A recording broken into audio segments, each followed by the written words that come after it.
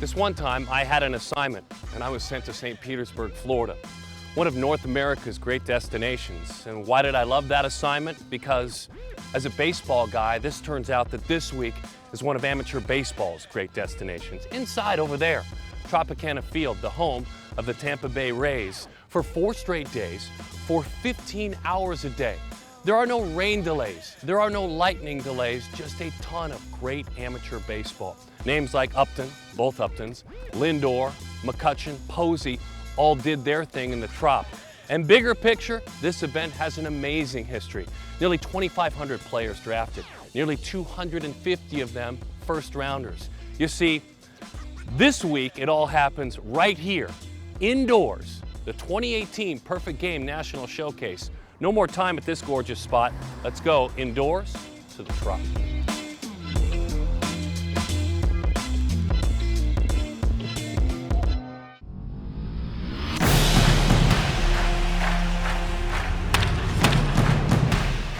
There are thousands of players right now that would kill to be in your spot. We got 309 of the best players in the world right here. This year, 2 weeks ago, every single player drafted in the first round came through Perfect Game. Once I leave here, I hope to accomplish to let other scouts and stuff know the kind of player I am. Bueno, yo me siento bien, quiero meter línea para ver si llego firmado a Dominicana y nada, meter mano y trabajar fuerte. And it could be really crucial for my career, more crucial for my life, be a life changer.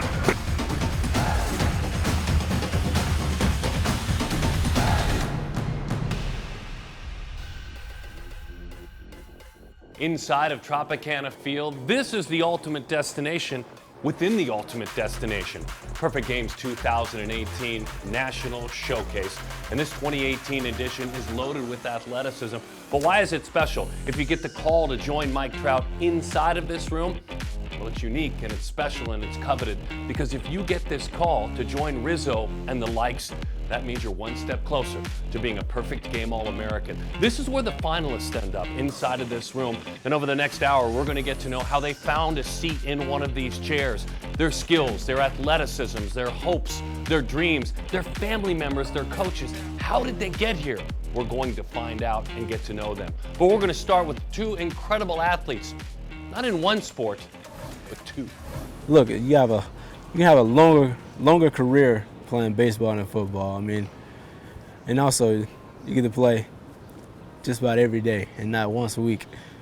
Football just gives you that adrenaline rush. If you're an adrenaline junkie, I would have to say, football is a place where you go out. The fans are more involved in the game.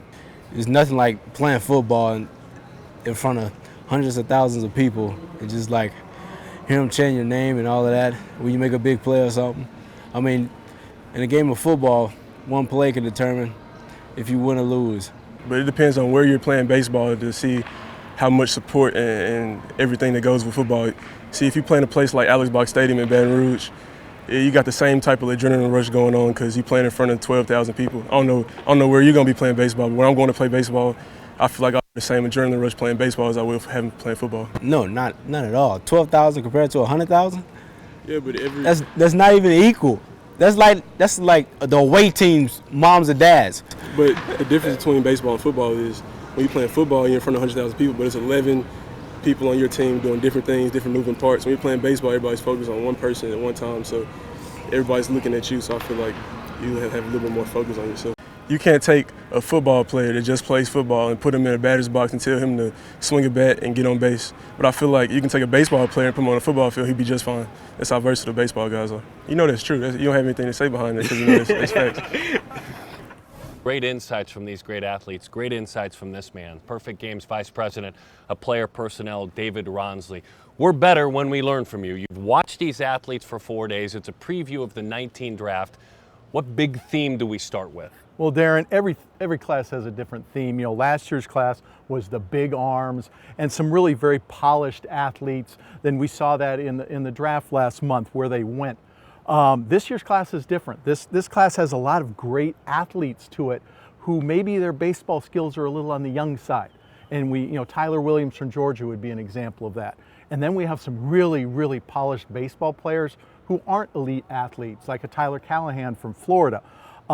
And it's going to make selecting the All-American team and indeed scouting these players through this whole cycle very difficult. We're going to have to watch what a Tyler Williams or a Jerron Ely or a Maurice Hampton do over the course of the summer against very high-level pitching, much in the same way we're going to have to watch a Tyler Callahan and see how he plays as the game speeds up around him with these great athletes. So it's going to be a real challenge picking this All-American team. It's going to be a real challenge for the scouting community to get a solid read on. And this is going to be a very important summer in that regard. The whole scope of the summer, not just this single event. So here's what happened in the games. The great athleticism equaled great defense. The maybe over-skilled who are coming along athletically, it equaled great defense. So we get things started in the right kind of energy with great defense.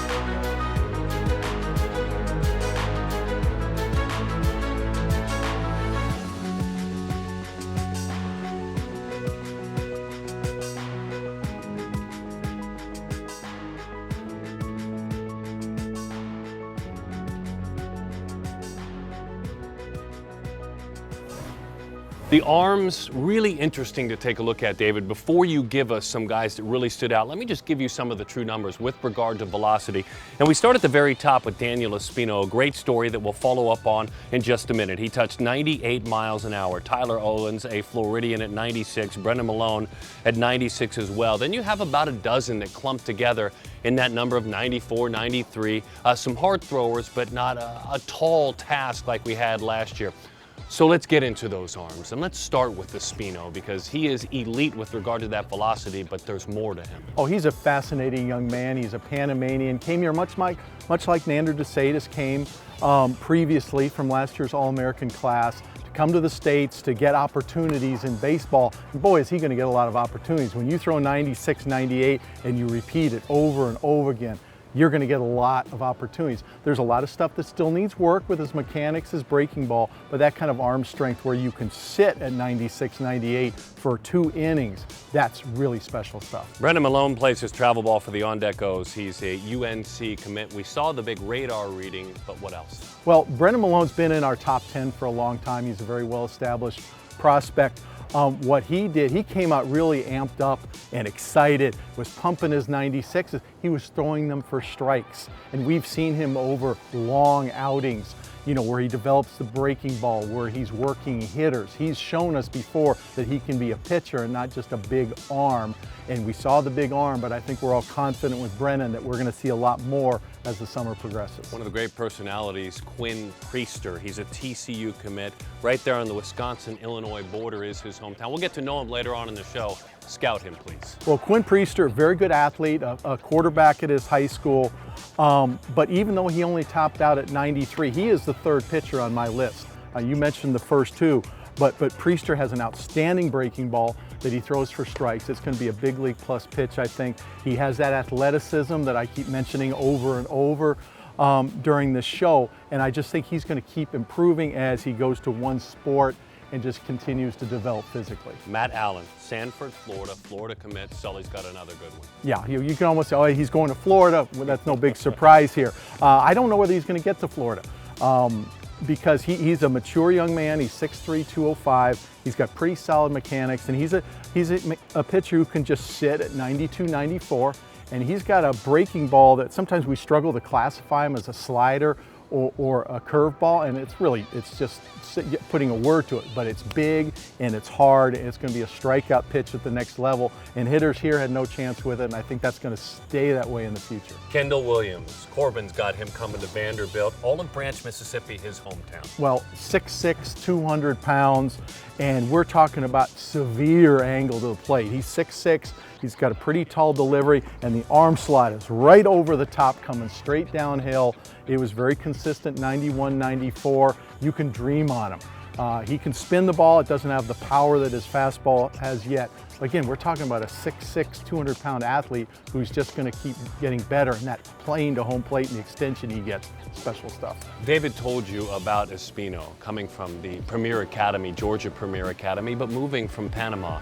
His mom made the trip to watch him work here. We got a chance to get them both together ever so briefly. Let's get out on that bullpen mound and get to know Daniel, how he does what he does, and we might invite Xiomara in at the end as well. So opportunities come, right? And you've had several of them. You've earned opportunities, though, by the way you've pitched. So when you were warming up here, getting ready to go out there, what are some of the things that you thought about in preparation for getting to go out there? This is a big league ballpark, my friend. What were you thinking? I was just thinking going out, just pound the zone and have fun. Just do what I've been doing, and like I told you in the interview that you made like 1 month ago, I wasn't going out and try to do anything crazy, just have fun. Walk us through your windup, but talk to us about waist down, the keys for you. I just try like not to get my left foot like a little stride.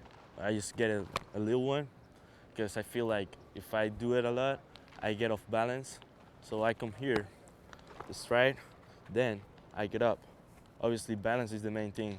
And then once I'm going towards the home plate, my breaking the hands and getting on my legs, they're the most important thing when I'm pitching, and my mechanics. The most important pitch for me, the fastball, forcing fastball. The slider is my go-to pitch, right there.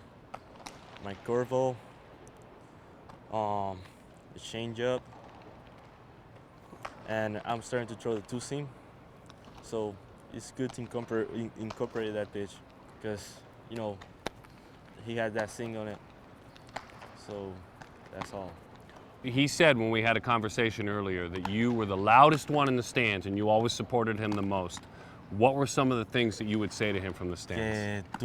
Que de la entrevista, yo dije que tú eras la que gritaba más y la que siempre me apoyaba más, y que tú gritabas en el campo. Bueno, yo siempre le dije a Daniel, un pitcher, aparte de tirar bola, tiene que ser inteligente. She's always told me that a pitcher, as far like without throwing the ball, you need to be intelligent. Entonces yo le decía siempre que él se ponía, cuando lo veía estresado, que se relajara. When she sees me like I'm stressed, she told me like relax. Cuenta tus jugadores. She will scream it. Cuando lo veía así o cuando veía que tiraba bola, yo le decía, relájate, cuenta a tus jugadores. Él sabía, esa era la clave, él sabe que tenía que quitarse la gorra y relajarse. Contar los jugadores es, coge pausa. That when she sees like I'm stressed, like I threw a ball or something like that, she's always screaming to me like, stay calm, count your players, and take the hat off. Very good, very good. Do you miss him? Sí, sí me extrañas. Mucho. A lot. Yeah, that makes sense. Thank you, Mom. Estoy todos los días con We él. appreciate it, thank you. Daniel Espino wasn't the only one putting up big numbers. They turned it loose on the turf. Some incredible metrics in the 60s. As a matter of fact, when you look deeper at those numbers, there were 21 runners at a 6.5 or better. Incredible. They took advantage of being indoors. Jerry and Ely with a 6'1" football star, baseball star, coveted as an outfielder. Connor Walsh with a 6'2". Justin Tejada with a 6.27, and talented middle infielder Nasim Nunez with a 6.28, and CJ Abrams out of Blessed Trinity outside of Atlanta with a 6.29. It was incredible to see them fly on the turf at the Trop. When we come back, we're going to learn how pitchers learn. Incredible numbers that Diamond Kinetics are taking to the next level, not just with radars around the game, but within a baseball. A great way to learn when we come back to the Trop. This is the 2018 Perfect Game National Showcase.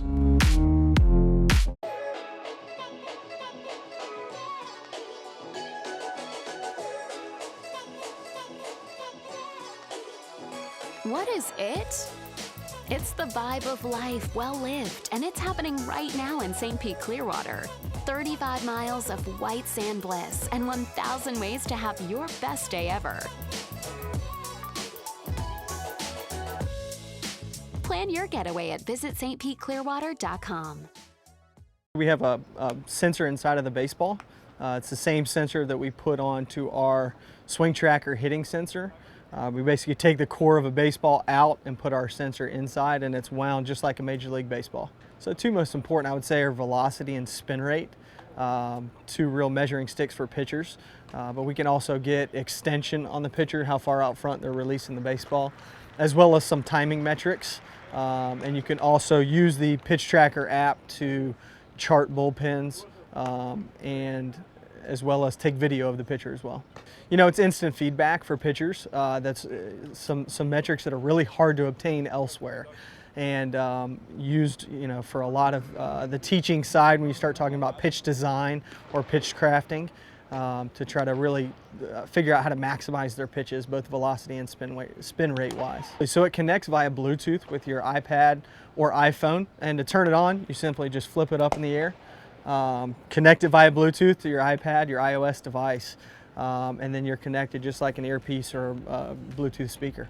And that data goes directly in instantaneously to your iPad, iPhone. Incredible metrics for these athletes and a great way to learn how to grow as a pitcher. Diamond Kinetics and Quinn Priester, there's no doubt his numbers were outstanding, under consideration for that All-American roster for sure, and it's earned. The one thing we learned about Quinn when we finally sat down with him, it's the same thing we learned about everyone, that we don't get anywhere without the sacrifice of our parents. His parents bring sacrifice to a new level, a forward-thinking level. Here's my conversation with Quinn, and you'll understand exactly what I mean. Let's go through this experience. You find out you're coming here. You've earned the right to come here, certainly. In the prior week, what goes through your head? And when you're getting on a plane and coming here, what do you think about? What goes through your head in this journey? A lot of preparation, a lot of nerves for sure. You know, I was nervous to come out here and pitch on this and be given this opportunity, and I know I had to perform. And, you know, I just kind of want to come out here, do the best that I could, show what I could, and, you know, kind of just use those nerves to something positive. And I think I did that today. It's one thing to pitch against, you know, different teams throughout the country, and then it's another thing to come here where it is the best of the best talent, and you know that you got to be on your A game if you want to show out and be successful. So, you know, everything has to be that much more crisp and that much more, you know, kind of detail-oriented, and to be able to hit spots and get confidence up in the bullpen, I think that was everything. Everything just seemed a lot bigger. I mean, it was my first time on a big league diamond and a big league field, and you know, I couldn't ask for any better at a better event, and you know, I was just really happy with everything. You know, it was kind of surreal to finally be out on a Major League Diamond where great pitchers have pitched before me. All of you that end up here have got to make good decisions on Friday and Saturday nights. But you see it right here. Yeah. Some of your dear friends and buddies are in situations that you know could derail you. How have you managed that, you know, battling that Snapchat envy? I think it's a lot due to my parents. I think my parents helped me a lot. You touched on your parents, and you said your mom and dad have been a positive influence on you. Here's the thing about Andy and Chris, they're no longer married. You're a child of divorce. Yet after a few years, your parents made a big decision to put you first. Explain that. So my parents got divorced when I was 12, and initially it was kind of tough for my sister and I, as it almost should be, but sure. My parents kind of, I'm really proud of being able to say this, but my parents kind of came to the decision that they're going to do what's best for my sister and I, and by doing that, you know, we split time evenly between the two. There's really no fighting in front of my sister and I. And, you know, they really get along really well, and really teaches my sister and I a huge lesson in life and how to deal with people and how sometimes you have to overcome your differences to do things for the people that you love. And I can't appreciate it anymore. It is truly a gift. I'm all set to talk arms, and you remind me, you can talk arms all you want. We're going to do that. But you want to talk feet and arms as a scout. The velocity is important, but there's more to it when you look at an outfielder or an infielder. Yeah, Darren, when you look at a player throw, you can watch the carry, you can look at the radar gun and see their arm strength. And arm strength's a real natural thing too. What I like doing when I look at, especially an infielder, but also, you know, catchers and even outfielders, is look at their footwork, look at their balance, look at their athleticism. Because it does no good to throw the ball 98 miles an hour from the outfield and it's going over in the dugout, or throw 96 from shortstop and the footwork's all off and it's not going to work in a game. You have to see how the feet work, and everything goes from the ground up. If you're balanced, your footwork is good, you're working through the ball, you can make an accurate throw and get an out. And that's what the game's all about, is getting outs. That said, here are some of the big numbers when we start in the infield with those that are turning it loose across the infield. Reese Hines, 98 miles an hour. He's a great all-around athlete. When he connects, by the way, with the bat, that explosion, exit velocity even much higher than that. Nasim Nunez, gifted, talented. We'll talk more about him. That arm, that velocity, maybe surprises just a little bit. And Glenn Santiago out of Puerto Rico, 93 miles an hour as we take a look at the top 5 in the outfield. Tyler Williams, Brookwood High School. Will Banfield School. He was a young man, talented catcher out of Brookwood. 98 miles an hour for Tyler. Caguas, Puerto Rico provides us Eric Rivera at 97 miles an hour. I love Kickapoo High School. I love that name. That's where Mason Auer is from, out of Missouri. So those are the big metrics with regard to the arms. So outfield arms, all-around outfielders. Who's, in your mind, one of the elite outfielders as we have this conversation? Well, Jerron Ely is going to be seen and heard all through this broadcast, and he has really come on. He's put himself in a mix to be, you know, the top player in this class, if not the top player in the draft next June. Of course, you know, the big thing in the room is his football. He's just as good at football as he is at baseball, but he showed us so many things with his explosive speed, with his arm strength. He was 96 from the outfield, and with his bat speed. And actually, he's a pretty polished player. We've seen him in maybe 30 WWBA tournaments over the years, most of them at Lake Point. And this young man can hit too, so he has a chance to have the whole all-around package, and that's the outfielder that really stands out, I think, to everybody. Corbin Carroll's a UCLA commit, played travel ball some for Jeff Cirillo as a young man, 33 on his ACT. Tell us more about it. Well, he's a very good athlete. He fits that center field leadoff hitter profile, very quick twitch. He's from the Northwest, and we're not used to seeing that kind of quick twitch athlete from Washington, so that kind of stands out. But he has left-handed bat speed, and you know, he's a smart kid and he plays smart. He's going to be a guy who achieves right away at the next level, whether that's in college or in professional ball. I guess I must say Riley Green again. He is one of the stars of this show. FTB, by the way, his travel ball, Florida Travel Baseball. Green is the all-around hitter and outfielder. Oh, no doubt. And he's a good athlete. He runs a 6'6". He throws in the low 90s from the outfield. He's a good athlete, but he's a great hitter. We've been watching him play since I think he was 14 years old, and he has always hit. It's just a smooth, well-timed left-handed swing. He was up facing 96 in his first at-bat in his first game, and it's like, he's going to get a hit. First pitch, wham, left center field. You just know Riley Green's going to put a good swing on the baseball. Coach O'Sullivan gets Highland Hall to campus. He's going to be a Florida Gator. Should he make it to campus? What'd you see here in Tampa? Well, I think Coach O'Sullivan is probably thinking, I wish he didn't go to Tampa, because, you know, Highland Hall, you know, he's going to Florida. He's obviously a good player. I think he's a far better player than we suspected. He's very quick twitch.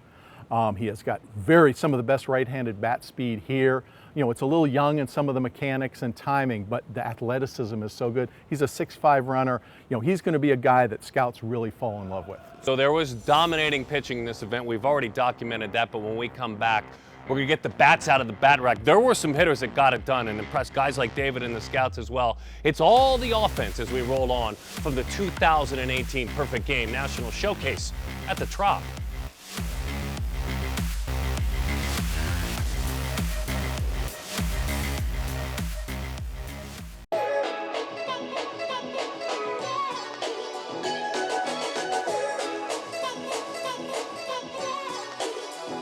What is it? It's the vibe of life well lived, and it's happening right now in St. Pete Clearwater. 35 miles of white sand bliss and 1,000 ways to have your best day ever.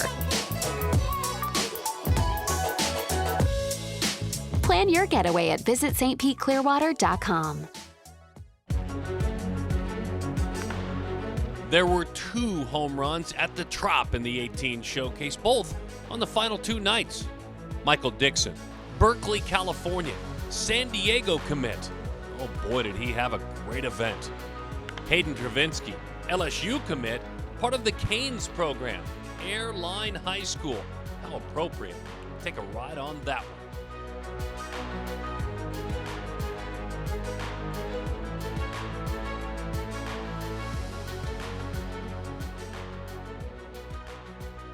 Everything's louder in this yard, this great dome. Travinsky's bomb, the Shreveport Smasher, was really fun here. David, let's talk about hitters, and he teed us up nicely with that.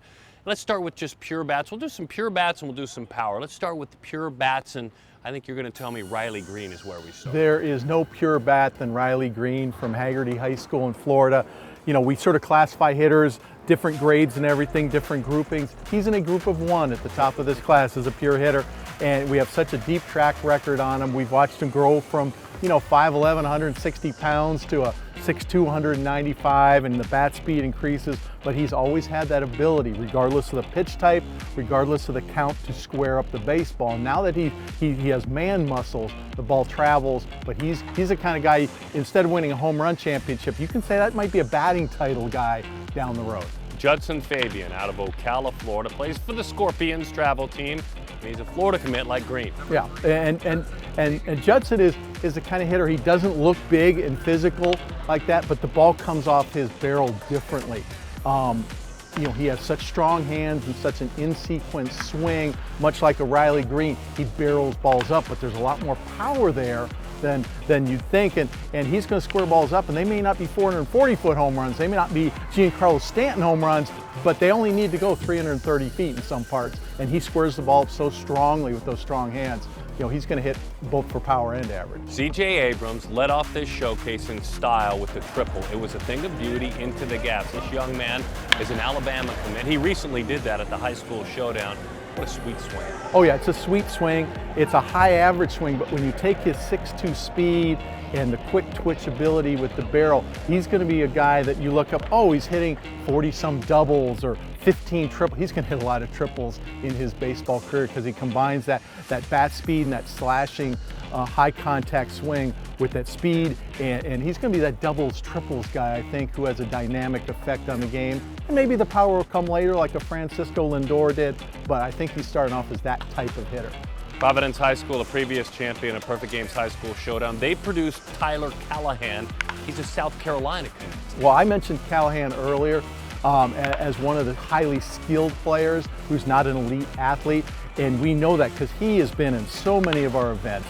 He has always hit the ball, and we've seen him grow again, much from the smaller kid into a big, strong, physical kid, but he has just always hit. He might play second at the next level, he might play third, but this young man just squares up the baseball with increasing power. He knows how to hit, he knows how to work counts in the modern baseball environment, and he's going to be successful right away at the next level. All right, power time. Reese Hines plays travel with the East Coast, the Sox. He's an LSU commit. Power. Yeah, power. That's what Reese Hines is about. There's some concern. The swing is long. How is he going to be handled the big velocities? And he'll learn how to cheat on velocity, but boy, when he squares the ball up, it's fun to watch. It's loud. He was hitting balls, when we were watching batting practice, we're saying that's almost going into Reese Hines territory. Not quite. He was hitting them in the back of the bleachers, and it looks easy for him to do that. This Westerner, excited about this name. I feel a little bit more at home when I talk about Henry Gargas.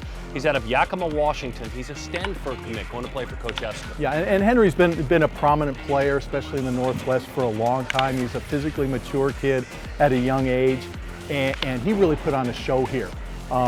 He has that strength in his left-handed swing to get the ball to bleachers without the max effort.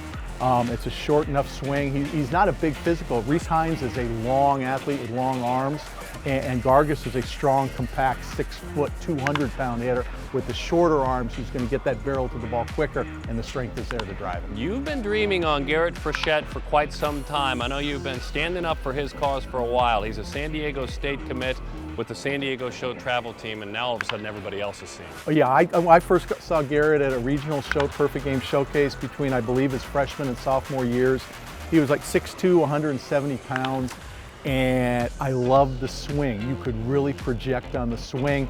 He's gotten stronger. He's about 6'3", 6'4", 195 pounds now, still projectable, and he attacks the baseball. And it's still that beautiful swing I saw over 2 years ago, and now there's some muscle to it. And he's anytime we talk about best hitters here, you know, whether it's scouting staff, whether it's with, you know, the upper echelons of Perfect Game Management, Garrett Frechette's name has been coming up. And I think it's going to keep coming up. This event has been proud with showcasing Canadians, certainly. The Naylor brothers, and both first rounders, and Josh Naylor, and last year Noah Naylor, a catcher. Well, there's another one. Are you okay with calling Jaden Brown one of the best hitters in Canada? I think I'm very comfortable doing that. He's probably one of the best athletes who play baseball in Canada as well. All right, let's go inside of that batter's box, get by the plate, and learn how he does it. What a gifted hitter. Walk us through the keys to your swing to perform in a showcase like this, whether it be in batting practice or a game. I step out, little rapid fire. Here we go. Okay. Let's start with keys to your swing, lower half, waist down to your feet when you step into that box. Tell us the keys. First thing I do is I touch the end of the other side of the plate. Make sure I'm in line, back foot to the back corner here. My front foot's a little bit like behind my front toe here, so I have a little bit of angle. I can see the pitcher right perfectly, and make sure I'm in a good base, good athletic position to hit the ball. And for me, the biggest thing is like maybe I'll angle my back foot towards first base a little bit, so that I can really like push and drive off this back leg and get directional with the pitcher. That's about it for the base. All right, from that waist to about your chin. So that includes hands and hips. Okay. Hands and hips, start at the beginning. For me, like I like to have my hands in a good spot where they're comfortable, but at a spot where I could adjust the pitches wherever they are. Another thing, I like to have my hip like facing the pitcher, or if not, a little bit in between the shortstop and the pitcher. And my shoulders, I'll have facing the pitcher, if not a little bit towards the second baseman, so that everything comes in line when I start my stride, and that everything is directional with the pitcher and everything comes equal or like linear. From your chin up, not inside your head, but actually your head, your eyes, how you start with your eyes, how you may try to avoid drifting with your head up. My head, I used to pull off a lot when I was younger. So for me, it was like just keep like head steady, and I don't know. I feel like if it's a righty pitcher, like try to like turn my head a little bit more so I can really see the arm really well. But if it's a lefty, I'll just have my head like in a comfortable position because it's easier to see from where I'm standing. Canadian baseball, we're aware of teams like the Langley Blaze, we're aware of the Ontario Blue Jays, right. We're aware of the Canadian national team, certainly. You take part with the Blue Jays, you take part with the Canadian national team. What does your summer look like? We're used to sending players at times in the States from here to the Tournament of Stars. What does your summer look like as part of the national team in Canada? For the national team, we just every 2 weeks we'd go down to usually Florida. We go to Florida a lot and just play minor league teams and see the effectiveness of the speed of the game mostly. Working on slowing the game down is important for us. Seeing the big major league arms that are in the minor league systems and stuff like that, and just learn how to play the game at a higher level. It's been great the last couple of years to spend time with the elite Canadian athletes. Brown is one of those. His dad, Courtney, by the way, a world-class sprinter, has passed along not only the sprint ability, but the sprint training. So a great all-around athlete. So here's something for you, David. Speaking of great all-around athletes, what happens when an athlete arrives here and he's good at two things? And one of those things includes pitchers. Like Mason Denneberg, first-round draft pick out of Florida. He was a catcher and a pitcher. Ended up being a pitcher, certainly. You look at Anthony Sigler, same thing. Great catcher, pitcher. He gets drafted. No more pitching. Now you're a catcher. Were there some guys like that this year? Let's get that conversation going, because that's a challenge for a scout. Well, it is, because some of these kids don't know what they are yet. They might have been a hitter all the time and a secondary pitcher. They may not even throw much in high school or for their travel team because they're so important maybe out at shortstop or at catcher. And here they come to do both, and it's like, no, he might be better at the one he's not playing as his primary position. I mean, it'd be great if everybody could be a Brendan McKay or an Ohtani and do both all the time, but sooner or later these players will learn this is what my path is to the big leagues, and I'm going to concentrate on that, like a Denneberg has. All right, well, maybe Bryce Osmond. We'll start there. Maybe he proves you wrong. He's an Oklahoma State commit. What do you like about Bryce? Well, Bryce came here as a primary shortstop. And I think in my notes after about the third pitch, I said, this guy's a pitcher. And he's out with a very athletic delivery. He's 6'4", he's touching 94, he's spinning the ball and has an idea where the ball's going. And I'm like, he's gonna have to be a very, very good shortstop to be better than he is as a pitcher. And I think his future is on the mound eventually. And that may not be at Oklahoma State if he makes it there, but I think in the long term, looking at it that way, he's gonna be on the mound. He went a 6'4", 260. We'll see about that, David Ronsley. Logan Tanner is a Mississippi State commit. 1.9 pop from behind the plate, 93 from the mound, 97 exit velocity. Tell me about it. Well, I think Logan Tanner is probably the best example of somebody, or the best example here, of someone who could go either way. You know, catchers are so rare, talented catchers, and I really liked his receiving behind the plate in games. But again, I think he's been up to 95 at our events. He's got that big, strong catcher's power, pitcher's body. And I think he is still in that 50-50 range where he could go either way, you know, just depending on how his career develops, you know, maybe how his bat develops, you know, how his breaking ball develops, you know, that next fine-tuning of learning the game and getting better. A celebration, watching Joseph Charles play the game out of Celebration, Florida. Pretty bad stuff, my apologies. Where does he land? He's going to UNC, 94 from the mound, but he's an outfielder too. Yeah, before we came here, I'd never seen Charles on the mound. I've just always seen him in the outfield for some reason. But he has a very strong arm, very, very good athlete. I think he ends up on the mound. I think that's what the scouting community thinks now. But if he goes to college, then, you know, he is definitely a two-way guy in college. If he goes pro, I think he's a pitcher. Spencer Jones is 6 feet 7 inches tall, probably could play basketball well. He's committed to Vandy, first baseman, left-handed pitcher. He upped his stock as a pitcher, right? Oh yes, until about 10 o'clock last night, in the last inning of the last game, he's a first baseman. And with the speed to play the outfield too, and the athleticism even at 6'7". And he took the mound, and he had completely changed his mechanics from the last time we saw him. And his first pitch was 93, and his second pitch was an 80-mile-an-hour plus curveball. And it's like, we turned to each other and went, oh my gosh, this is different. And so he really took a step forward as a pitcher. And I think maybe so much, you know, 6'7", it's hard to hit big league pitching when you're 6'7", no matter how athletically talented you are. I think his future long-term might be on the mounds. Derek Diamond's from that same area. He's a Stanford commit. He's in the San Diego area, outfielder, pitcher. It's only his second perfect game event.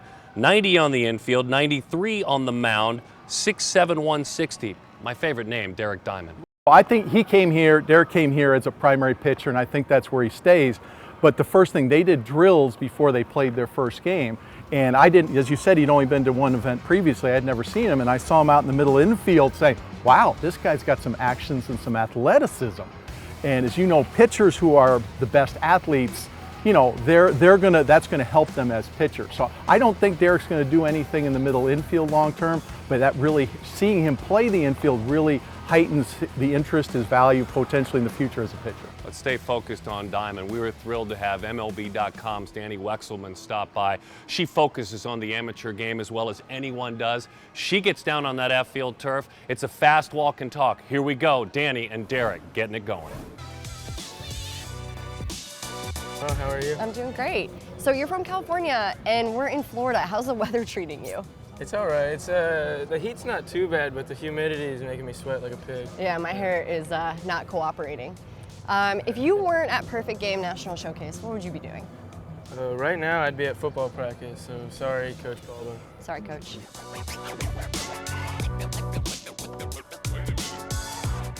Who do you model your game after? On the mound, I like Trevor Bauer. I've been a big fan ever since he was at UCLA. Yeah. And hitting, I like to study Giancarlo Stanton's swing. He's decent. Yeah. All right. Who's your hero? Hero to me would be Pat Tillman. He left millions in the NFL, which people see more glorious, to fight for his country, which is pretty cool. Yeah, absolutely. I think that's an excellent choice. If you were stranded on an island, what 3 things are you bringing? I'd bring a basketball court, and plenty of water. Okay. Favorite post-game meal? In-N-Out burger.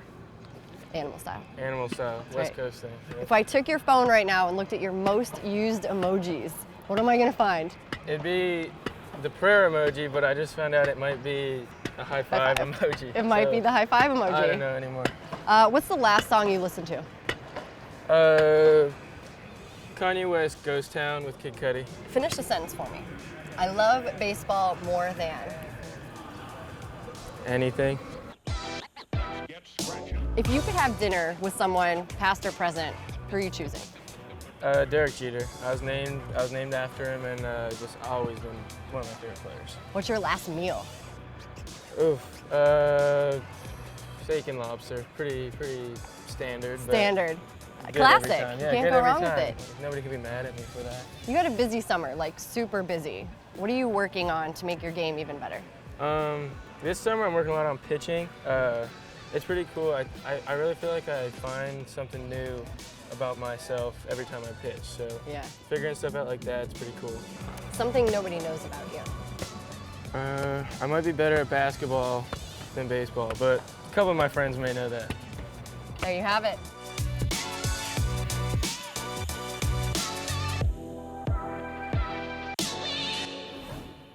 Danny and Diamond, very good stuff. Let's go behind the plate. Sigler, Banfield, those were 2 names like Danny and Diamond. We said them over and over again. Both turned out to be very high draft picks this year. So let's dive into this catching class this year. Let's just start with some perspective with what we've learned at this showcase about the catchers. Well, catchers are so difficult to evaluate, Darren, especially in a showcase situation, because so much of the evaluation is about what happens in the games. And yes, we're playing games here, but you want to see a catcher over a period of time. And this group has a lot of really, really good catchers, but there hasn't been, I don't think, a Banfield or a Ziegler or a Josh Naylor that has stood out way above the rest. We're going to have to do a lot of work in our meetings, and the scouts over the next year are going to have to do a lot of work in their meetings, you know, to fully evaluate who the best catchers are, but there's a lot of candidates. One of those players just mentioned a minute ago as one of the two-way players. Yeah, well, Logan Tanner is a favorite of mine behind home plate. I really focus in on what happens in the games, as I referenced, and I thought he really played well in the games. He received the ball well. He's a big kid, but he had lots of lower half flexibility. He got down real close to the ground behind home plate, presented a great target, and threw out a couple runners with that big, strong arm that's mid-90s on the mound that translated on the field. So he was one guy who stood out to me. The Pac-12 getting a good one in Joseph King. He's headed to Washington State. He's out of Redwood City, California. Yeah, Joseph King is a very good athlete. He's a different type of athlete than a Logan Tanner, some of the players we'll talk about later. He's not the big physical kid, but he has that quickness. He really moves well behind the plate. He's got some twitch to him. He's got the requisite throwing arm and everything. He was 92 he was a pretty good pitcher. He's going to go to Washington State and might become their best pitcher. But in the big picture, he is a catcher, and I really like his athleticism behind the plate. Another California alert. La Mirada, California. Darius Perry plays for Garcia Barra Baseball Group, GBG. He's a non-commit right now. Interesting. Yeah, interesting. And he's a very interesting athlete, Darren, in that he has that bigger body. It's a big lower half. And you look at that and say, does he have the lower body life? He ran an excellent 10-yard split. When we had the players run the 60, we used the 10 too. And we look at that. And his was surprisingly good. And then watching him catch, he has lower body life to him, and that really translates the catching position well. And he swung the bat pretty well as well, too. Raymond Torres, when it was time to show off, if you will, had a 1.74 pop time, outstanding through 85 from the crouch. He's out of Charlotte. He's a switch hitter and an LSU commit. Yeah, and he goes to IMG Academy here near Tropicana.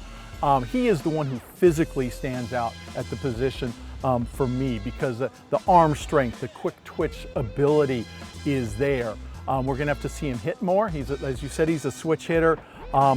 but his sheer physical tools might be the one set that separates themselves in this crowded catching class. Wisconsin catching prospect Ben Rortford a couple of years ago in the Twins organization. Jared Kelnick, big bat this year, very high in the draft. Let's go back to Waunakee, Wisconsin.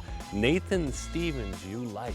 Well, he was a young man who caught last night, and he was facing a pitcher who was burying a lot of really good breaking balls, and every one of them he deaded then right in front of the plate. He really has quickness. He has very advanced blocking ability, which is, I think, something it's difficult to scout, in a workout situation, a showcase. But we saw it for Nathan Stevens. Then I watched him in batting practice this morning.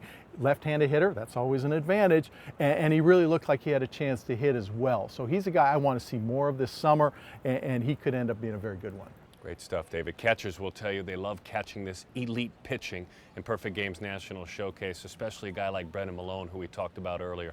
Just a few minutes ago, he wrapped up an incredible outing. Let's kind of go old school locker room style and break down what he did. So I'm dying to know, in a setting like this, okay, when you are invited to pitch in an event like this, what is the week leading up to, both physically and mentally? How do you prepare for this? Well, first I go to the weight room. All starts in the weight room. I'm lifting about 4 or 5 days a week, and then I'll throw a bullpen about 4 or 3 days prior to when I pitch. What are some of the things that are part of your regimen? I do bands, and I train with my travel team coach, and we do a lot of med ball work and that type of stuff. We do a lot of fly grounds, working on my off speed, stuff like that. So when you're warming up in the bullpen, look, I'm gonna go and tell you right now, if you tell me you approached it like any other outing, I'm gonna tell you I don't believe you. So I'm gonna start with that. So tell me what it was like when you walked down to the bullpen, and it's different, it's different. You're kind of getting to meet your teammates. Yeah. As you walk down to the bullpen and you start warming up, walk me through some of your thoughts. I'm very comfortable with all my teammates. Just knowing the guys prior to playing summer ball or something like that. And but what were your thoughts about you? What were you thinking as you started warming up out there? I gotta do good. I gotta do really good in front of all these scouts. I gotta hit that higher velocity if I need find some extra in the tank. Have good off speed. You kind of have to treat it like any other outing. You can't think about it too much, but you kind of just got to go out there and do your thing. Brendan Malone was throwing 89 miles an hour 2 years ago. What an explosion, what a development, and what a growth. The same kind of growth can be seen in Wesley Scott, not only in velocity, but in wingspan. This is a young man out of the Inland Empire in Southern California who at 6'1" can touch the sky, and he takes advantage of it on the mound. But not only does he have the long arms and a big reach, he's got a big heart. And as he arrives here in Tampa, Florida, his heart is dedicated to this game, and it's also dedicated to his dad on this Father's Day weekend. My dad has probably been my greatest role model in my entire life. He's shown me strength, courage, love. He's been there for me my entire life. My older brother played baseball, so I was always around it with him, and my dad introduced it to me as young as he possibly could, whether it was season tickets with the Angels from the time I was a baby until now, or going to the field when I was 2, watching my brother play with my helmet on backwards, running around the stands. As much as he could, he put me in baseball and around the environment, and I just could never thank him enough for that, because I believe that has impacted my life greatly.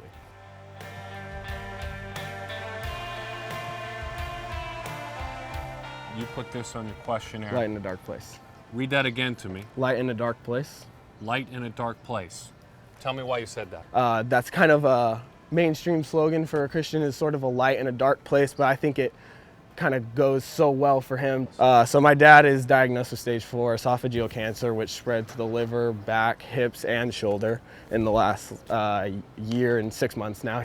He's gone through many rounds of chemo, radiation for the last years, and recently we're sort of doing alternate things and sort of exploring our options and just kind of seeing, hopefully finding something that'll bring him back to where he needs to be. It's got to take somebody who's super strong like you and physically strong and make you feel very weak and helpless and scared. Very vulnerable, yes sir. Expand on that. Originally, when I first found out that was my initial sort of thought. I felt alone, vulnerable, and through he mainly kind of pointed me towards you're not going to be able to do this by yourself. You just can't. You can't do it. Me and you can't do it. Me and your mother can't do it. Me, you, your advisor, your coaches, everybody you have, college commits, you can't do it. You're going to have God, and you're going to have to stay with him because he's the only one that's going to be there for your entire life.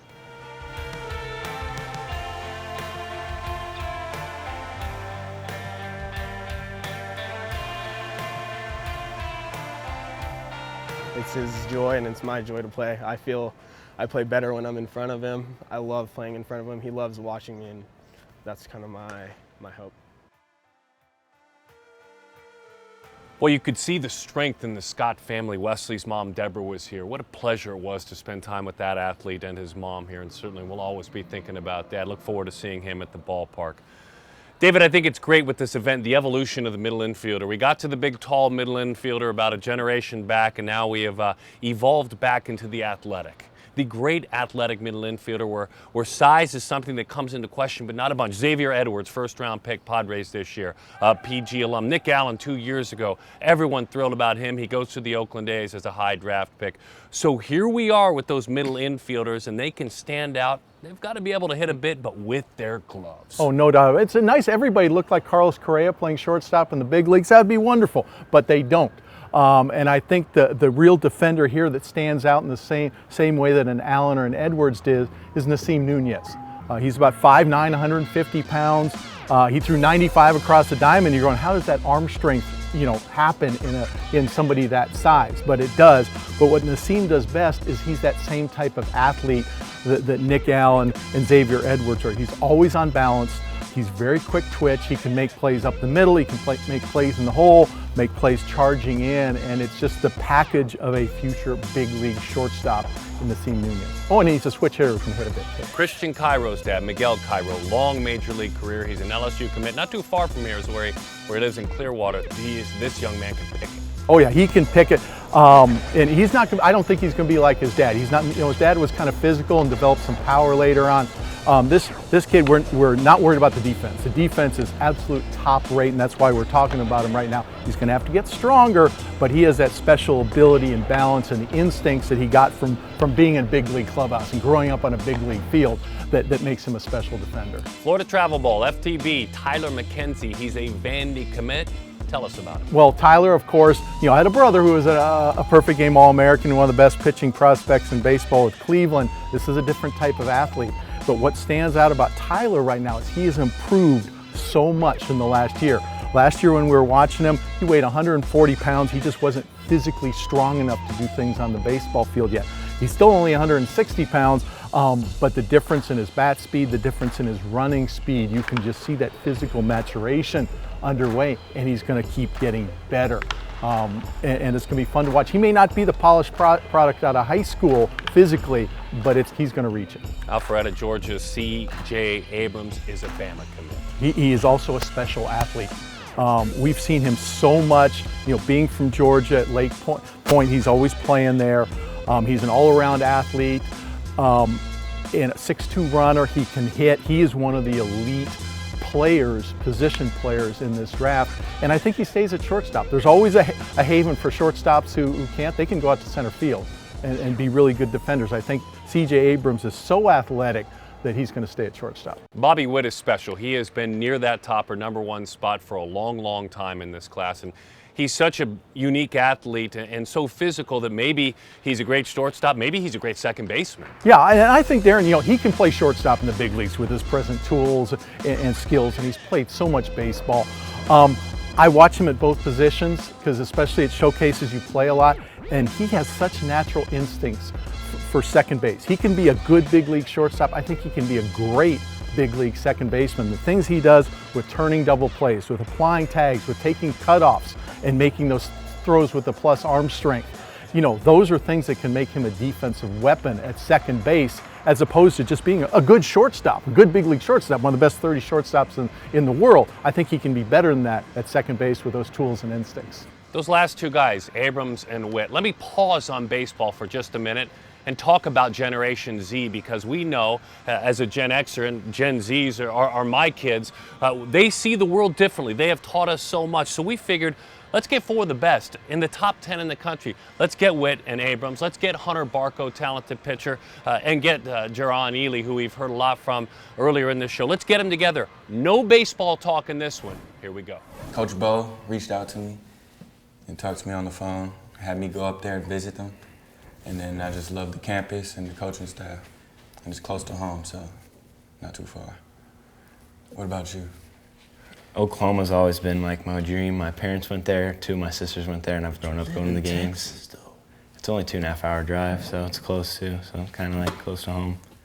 Yeah, I committed to Virginia when I was 14, and I decommitted last week. So I'm open right now, hopefully closer to home. Got you. Well, I'm a 2-sport guy, so I like a school that is pretty good at 2 sports. Well, both sports that I'm interested in. So Ole Miss I feel like that's a good fit. And every time I go on a visit, it feels like home. And I just want a place that feels like home away from home. So that's why I chose Ole Miss. Family member you admire the most? Little brother. He's adorable. He tries to look after me, and I look after him. And don't know where I'd be without him. I'd say my dad, because he's played baseball professionally and just always been pushing me hard. Probably going to get something after this game, after my performance today. Just waiting for me up there in the stands, but yeah, probably him. He's always pushed me and just thrown me BP whenever I need it, and just always been there for me, role model, like a dad and a best friend kind of. Same with me, my dad. He's the one who got me into baseball and just taught me everything I know, really. I'd say my mom. I feel like she's the foundation to my world, so she's my first lady. I love her the most. So, I mean, she's been there for me through everything, through thick and thin. She will always have my back, and I mean, she's just my world. I don't want to start with misconceptions as we wrap this thing up. And by the way, great job for those guys in the batting cage opening up on real life stuff. I don't want to start with misconceptions or end with them, but I think there's the thought that, the All-American team, which is such an honor, is based off of just this event. For the casual fan who looks in, that couldn't be further from the truth. Oh yeah, we want everybody here that we're considering. I think we got 146 of the top 150 prospects on our list, which is a testament to hard work by guys like Kirk Gardner and Greg Sabers. But this is like building a resume. It is for Perfect Game, it is for the pro scouts, because I've mentioned before, we have seen an Ely or an Abrams in maybe 30 tournaments or showcases before. We have a resume on them. We watch them improve.